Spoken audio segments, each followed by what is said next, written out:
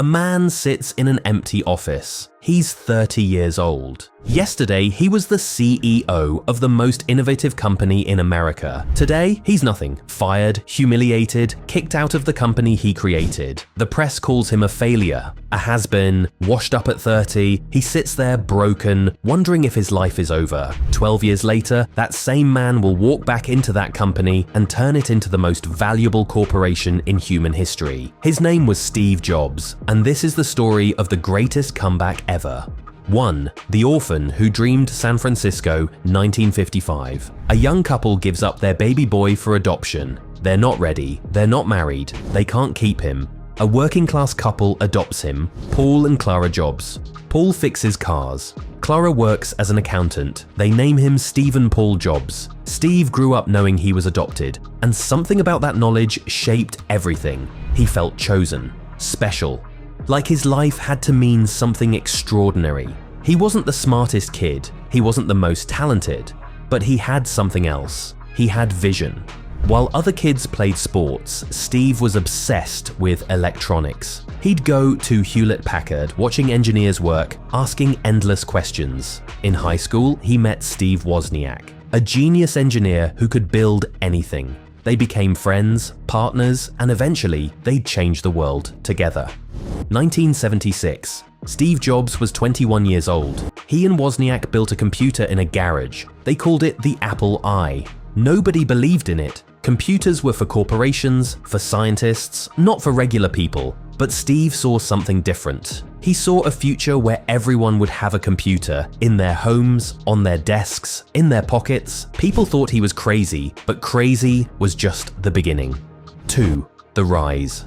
Apple exploded. The Apple II became a massive success. By 1980, Apple went public, and Steve Jobs became a millionaire at 25. Then, in 1984, they launched the Macintosh, the first computer with a graphical interface, the first computer that felt human. Steve didn't just want to sell computers, he wanted to change how humans and technology connected. He was obsessed with design, with beauty, with making technology that didn't just work, but that you loved. But here's the problem with obsession.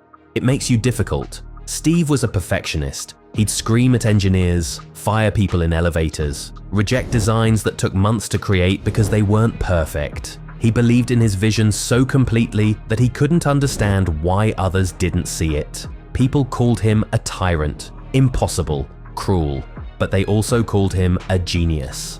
3. The fall 1985. Apple's board of directors had enough. Sales were declining. Steve was fighting with everyone. He was out of control. So they made a decision: fire Steve Jobs from his own company. Imagine that. You build something from nothing. You pour your soul into it. It becomes worth billions. And then they take it away from you. Steve was devastated. He felt like he'd been punched in the stomach. Everything he'd built, everything he'd sacrificed, gone. He was 30 years old and the world called him a failure. Most people would have given up, disappeared, become bitter. But Steve did something different, something that would define the rest of his life. He started over. 4. The wilderness. Steve started a new computer company called Next. It failed commercially. He bought a small animation studio called Pixar. Nobody cared about computer animation. For 12 years, Steve wandered in the wilderness, trying, failing, learning. But here's what's beautiful. Those 12 years made him. At Apple, he was young, arrogant, convinced he was always right. In the wilderness, he learned humility, he learned patience, he learned that perfection takes time.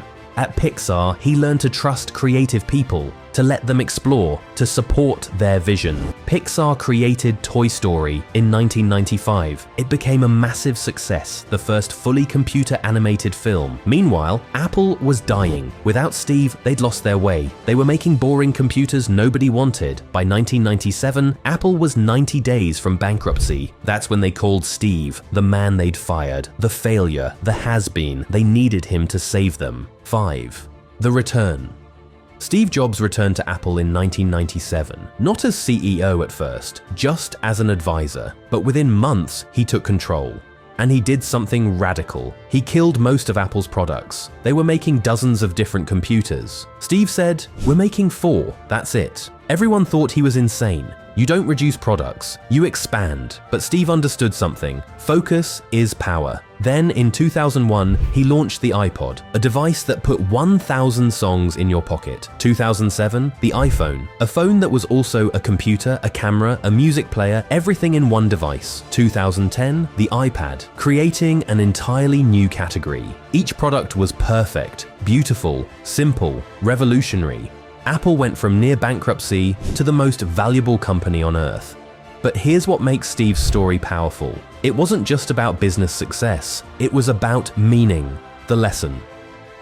In 2005, Steve Jobs gave a speech at Stanford University. He was 50 years old, he'd just survived cancer. He told those students about getting fired from Apple, about those 12 years in the wilderness, and he said something that defines his entire journey. Stay hungry, stay foolish. Think about what that means. Stay hungry, never be satisfied, never stop learning, never stop pushing, stay foolish, take risks, do things people say are impossible, believe in visions others call crazy. Steve Jobs got fired at 30 and people said he was done. He could have stayed bitter, could have given up, could have played it safe. Instead, he started over. He stayed hungry, he stayed foolish. And those 12 years of failure, they weren't wasted. They were preparation. They taught him patience, humility, how to lead, how to create, how to build things that matter. Your biggest failure might be your greatest teacher. Getting fired might be the best thing that ever happens to you. Losing everything might force you to find what truly matters. Steve didn't succeed despite getting fired. He succeeded because of it. The young Steve Jobs was brilliant but incomplete. The returned Steve Jobs was wise. He knew that great products come from passion, not just profit. He knew that design isn't just how it looks, it's how it works. He knew that changing the world requires staying hungry for more and staying foolish enough to try. Steve Jobs died in 2011 at age 56, too young, too soon. But in those final years, he created products that changed how billions of people live. Not because he was the smartest, not because he was the nicest, but because he refused to let failure define him. He got knocked down, and he got back up. He got fired, and he came back stronger. He failed, and he learned. So when life knocks you down, when people say you're finished, when everything you built falls apart, remember Steve sitting in that empty office at 30, thinking his life was over, and remember that 12 years later, he'd create the iPhone. Stay hungry, stay foolish, and never, ever give up on your vision, because the greatest comebacks start with the biggest failures.